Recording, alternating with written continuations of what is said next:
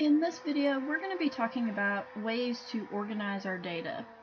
And the first way to organize our data is in what we call frequency distributions. These are organization tools for the raw data to be put into table form. When we're putting them into table form, we're going to use either classes or the categories that we're looking at and the frequencies. We'll discuss the actual classes when we get to those. Frequencies just means the number of items in that category or in that class. How often does that particular item appear? The first type of frequency distribution that we're going to look at is what we call a categorical frequency distribution. Recall that there are two different types of variables. There is the qualitative variables and there is the quantitative variables. The qualitative variables were the ones that were categories. We could answer them in word format, such as what is your major? That's going to be a qualitative variable or a categorical variable. We're going to be putting these into, again, tables. So let's look at an example. This example is discussing the eye color of students in a class. You're given 5 different options of possible eye color to choose from: blue, black, brown, hazel, or green. And each student in the class selects which category they feel like their eye color falls under. Now realize that there are some people that feel like their eye color does not fall in any one of these categories. It's outside. But usually for these we say, which one of the following does your eye color most closely relate to?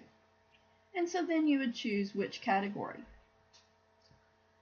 Down at the bottom you see all of these data values where I have had 20 different students give me their eye color, starting with blue, black, blue, brown, brown, brown, brown, brown, hazel, green, blue, green, black, black, hazel, green, brown, black, brown, blue. Okay, so now all 20 of my students have given me their eye color, but it looks like a jumbled mess at this point. I need to be able to organize it into something that's easier to look at. And the way I do that is with a categorical frequency distribution. And so the first thing that I want to do is I want to make a table, such as the one shown here. Your first column is your class. In other words, what are your different categories that you're looking at? Remember there were 5 different colors of eye color that we had: blue, black, brown, hazel, and green. Your second column is what we call a tally. This is where we're going to go through and look at our data and say, okay, the first one falls into which category, things of that nature. Then we're going to have frequency, then we're going to have percent. The first step is just to start your table out, and then notice in the class column, I've already listed the possible options that we have. Your second step is to tally up your results. So let's look at what that looks like. For instance, this blue color would go in this column, or in this category. And then I do the same thing with the black, and then I have another blue, I have a brown, I have 4 more browns, then I have a hazel, I have a green, I have another blue, I have another green, I have 2 more blacks. I have a hazel. I have another green. I have a brown, a black, a brown, and a blue. All I have done is gone through here and read off what I had in each column that I was given and put a tally in each row that was appropriate for that item. That is all that tally your results mean, is go through and put each data point into its correct category, into its correct row. The third thing to do is to count the tallies and place your results in the frequency column, meaning this column right here. So we're going to total these up and place that number into the frequency column. So in the blue row, I have 4 tallies. So I'm going to put the number 4. In the black, I have 4 again. In the brown, I have 1, 2, 3, 4, 5, 6, 7. In the hazel, I have 2. In the green, I have 3. And so I have totaled up my tallies and put that result into my frequency column. Step 4 is to find the percentage of the values. Now this one is a little bit different. To find my percentage of my values, I'm going to use the frequency that I have here, but I also need to know the total number of students that I looked at. And what I'm going to do is I'm going to come up here and I'm going to use the letter N. N is equal to 20. And that looks kind of yucky, so let's get rid of that and rewrite that. N is equal to 20. Okay? N is the total number of data points that you have. This is going to be very important for much of our semester. So you need to know what N represents. It means the total number that we have. So that N is going to be very important. To find the percentage, we want to look at, this is what we call F, or our frequency, divided by our N. Once we do that division, we're going to change that and multiply it by 100. And you can kind of barely see my 100. So here's what that would look like. I would take 4 divided by 20 and then multiply that by 100. And that would give me my percentage for how many blue students' eyes there are. So let me go through here. And 4 divided by 20 times 100 is going to be 20%. So if there's 20% blue eyes, there's also going to be 20% black eyes. Brown eyes, there are 7. 7 divided by 20 multiplied by 100 is going to give me 35%.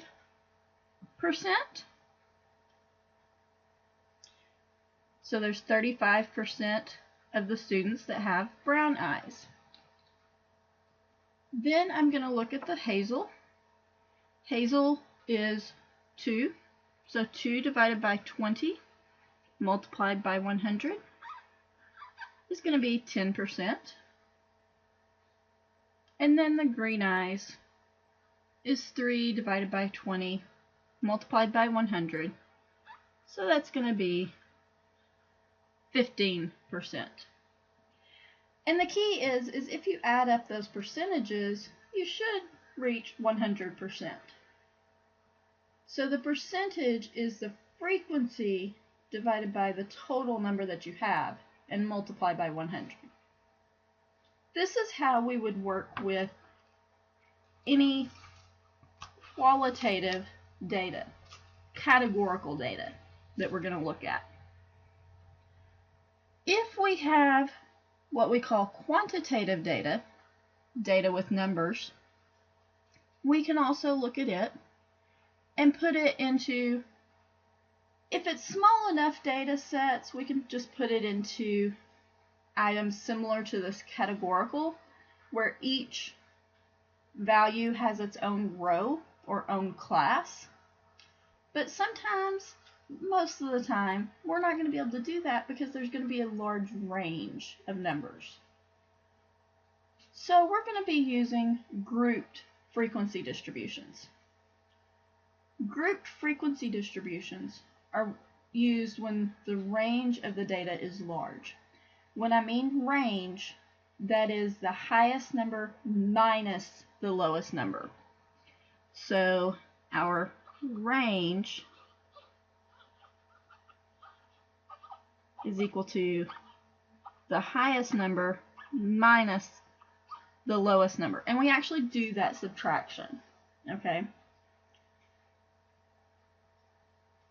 In grouped frequency distributions, we have what we call class limits.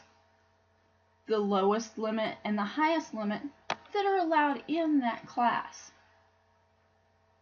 And you see the definitions here. It's just the lowest value and the highest value of the particular class. And they have the exact same decimal value as the data that you're given. So if your data is whole numbers, your class limits will be whole numbers. If your data has one decimal place, your class limits will also have one decimal place.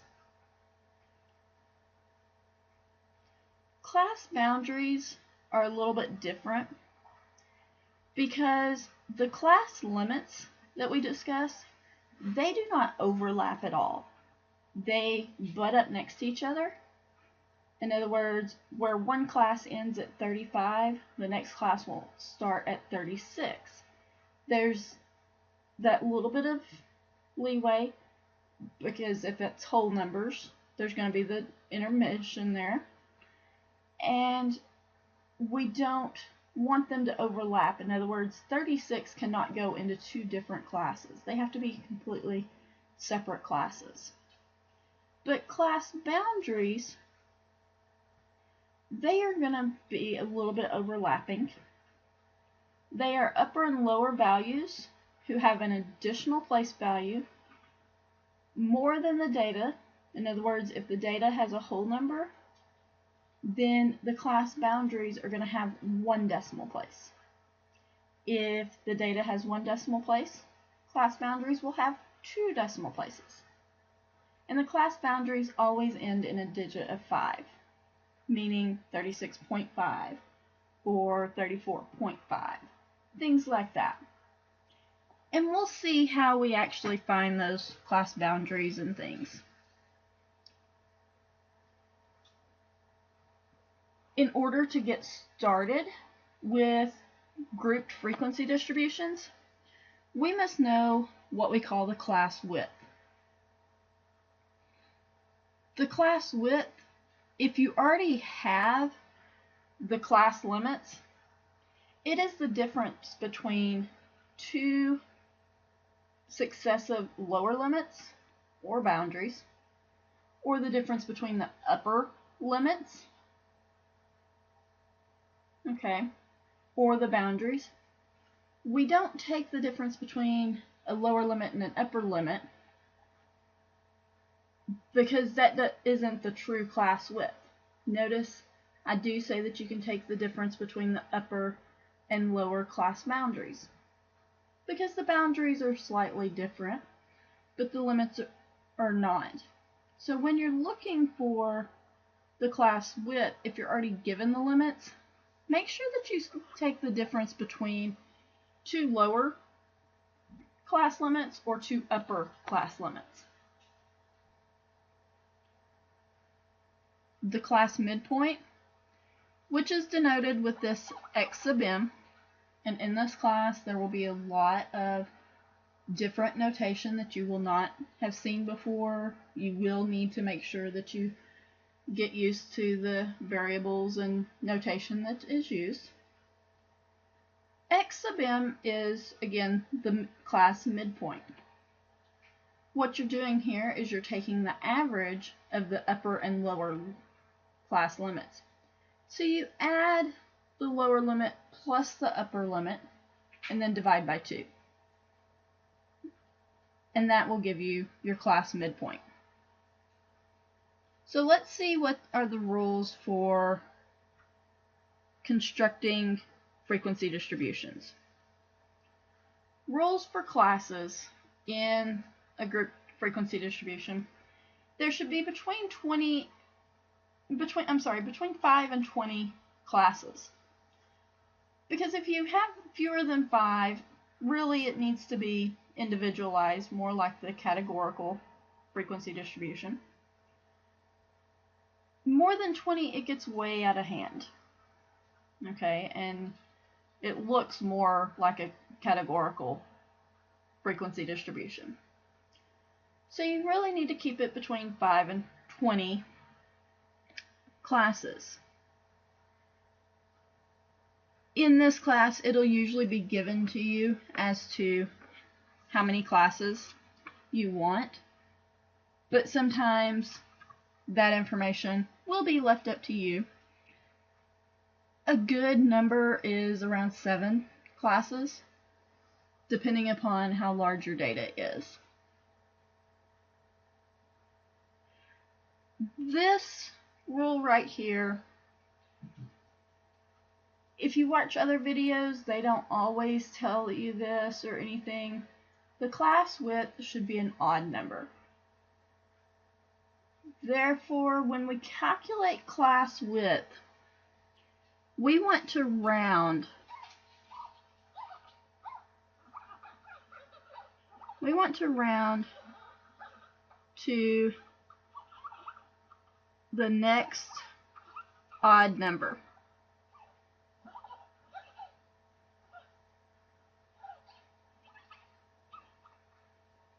Okay, so we want to round to that next odd number when we're looking at class width. Meaning if you come out to a class width of 4.3, we're going to round up to 5.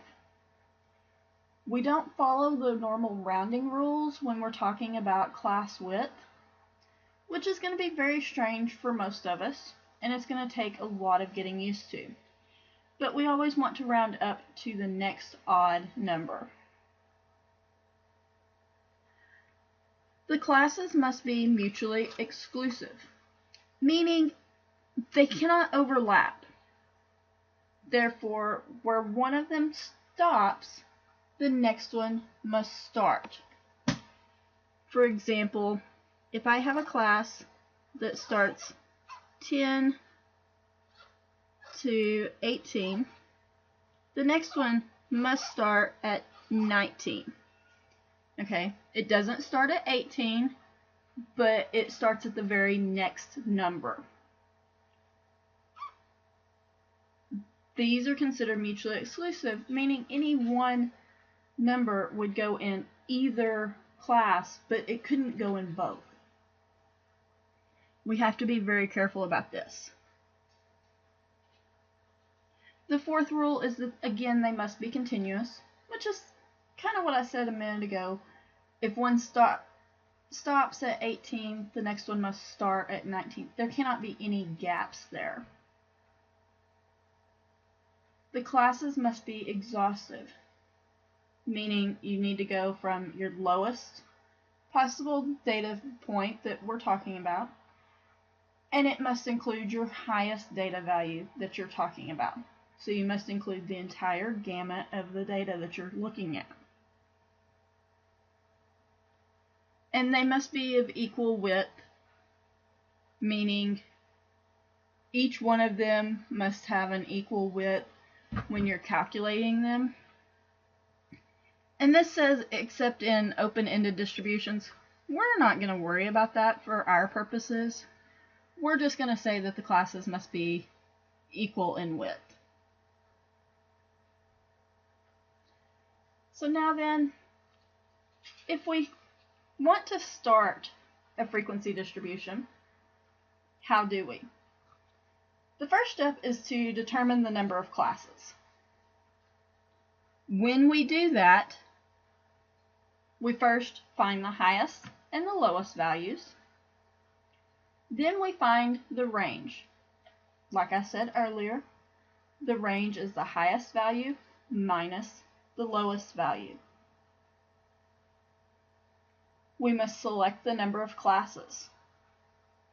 Most of the time it's already given for us, but in case it's not, select your number of classes. Again, the number of classes need to be between 5 and 20.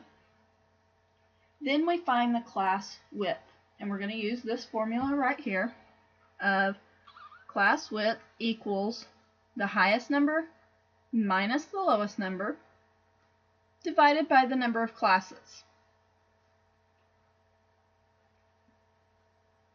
And make sure, again, that you round up to an odd number. Okay?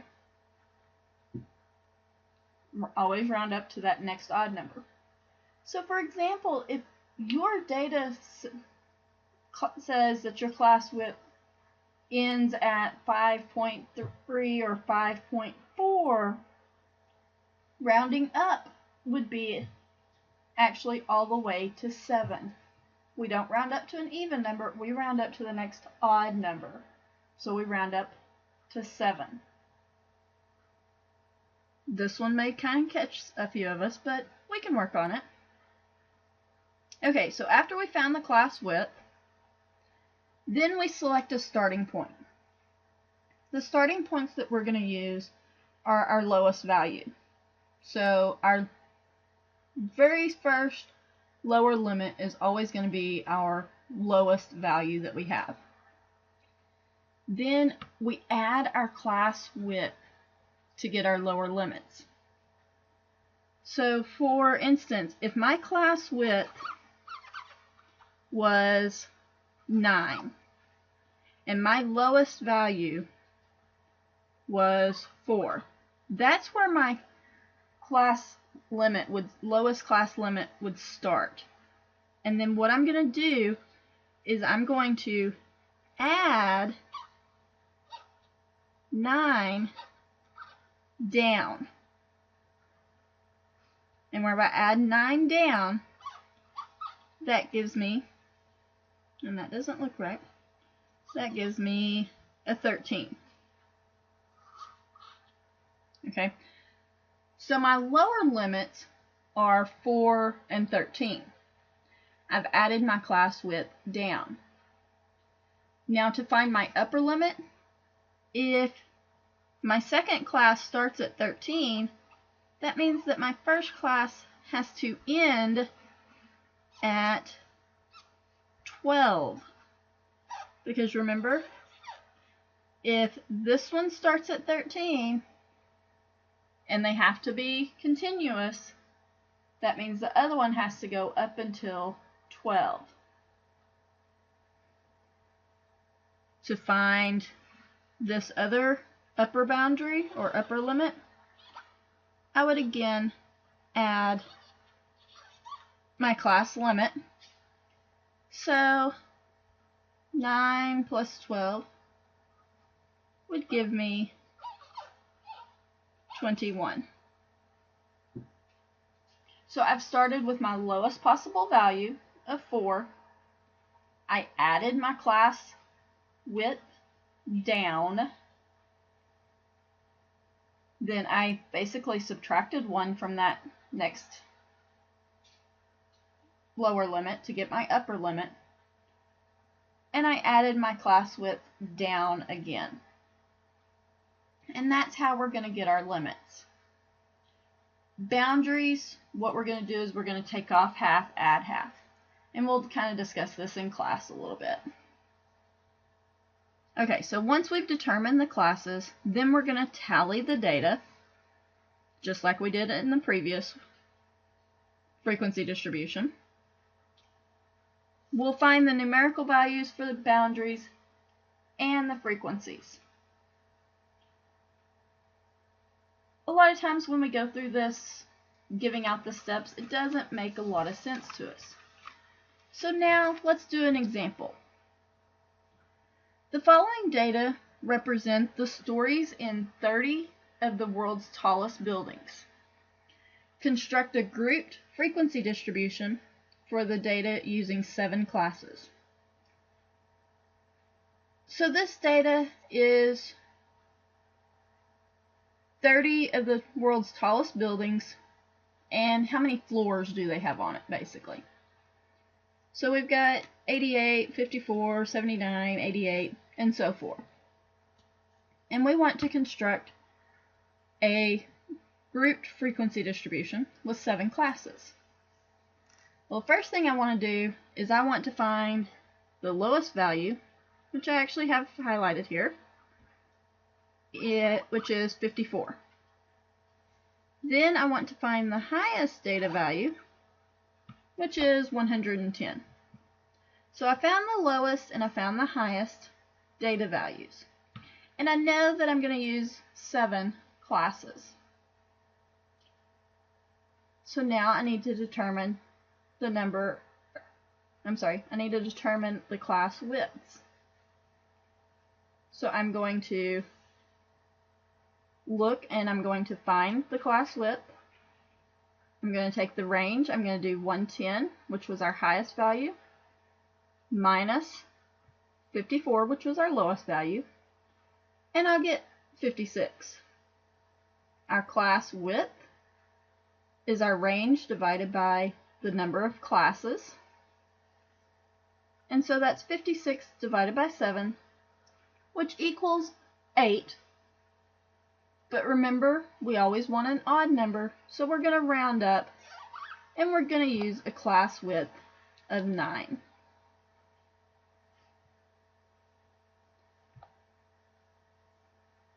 So again, for convenience sake, we're going to use our lowest value, 54, as our first lower limit. And what I've done here is I have taken the lowest value, which was 54, and then I have added our class width of 9. And I did that all the way down, and even down here, you can look, and that is adding 9. To get the upper limits, what I did was I took and looked, this class started at 63. So what comes right before 63? That's 62. Okay, and that gave me my first upper limit. Once I had the first upper limit, then all I had to do was add my 9 all the way down, including down here, add my 9. That gives me my class limits that I'm looking for here. Okay, so I start with my lowest possible number, and I add 9 all the way down to the number of classes that I want, and then I subtract 1 from the second lower limit to get the first upper limit, and I add 9 all the way down. That will give me my class limits, upper and lower.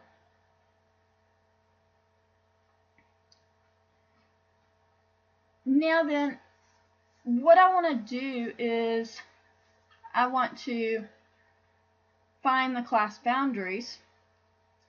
And the class boundary is midway between the upper class limit and the subsequent lower class limit. So for example, the 62 and the 63. Halfway between there is 62.5. And this should say 63 instead of 62. So halfway between 71 and 72 is 71.5.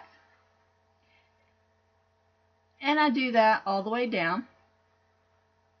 What I've done basically is I have subtracted 0.5 and I have added 0.5. Okay, so take off half from your class limits, your lower limits, and add half to your upper limits.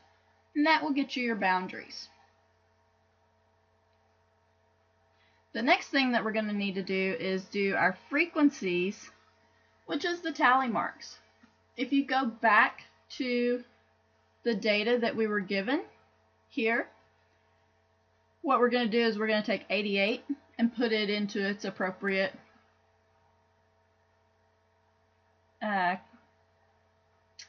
class. And then we'll take 54, put it into its appropriate class, until we've done that for all 30 data points.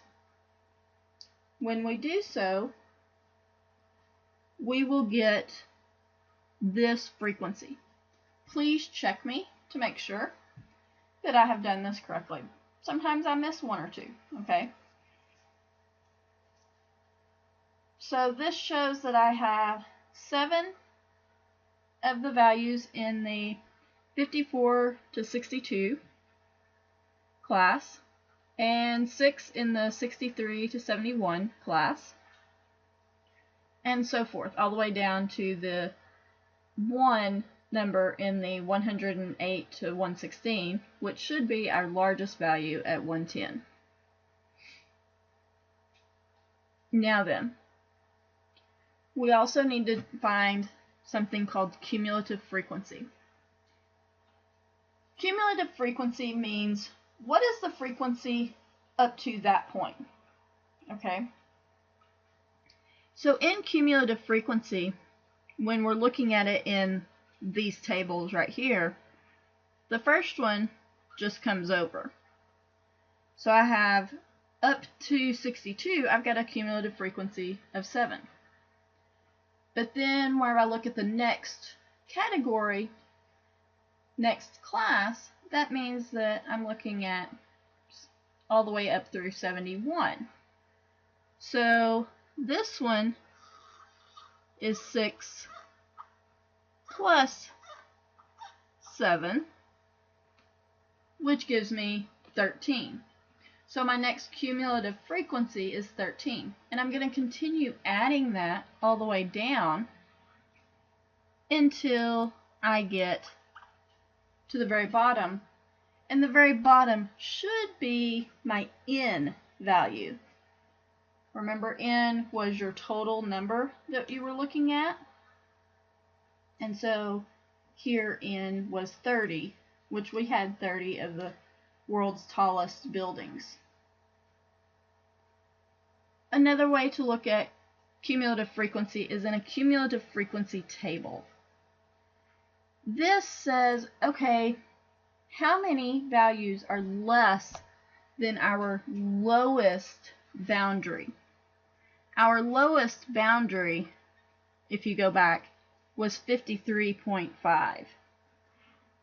All of these down through here are boundaries that I used from the table. I started with 53.5 and I used all of them up to 116.5.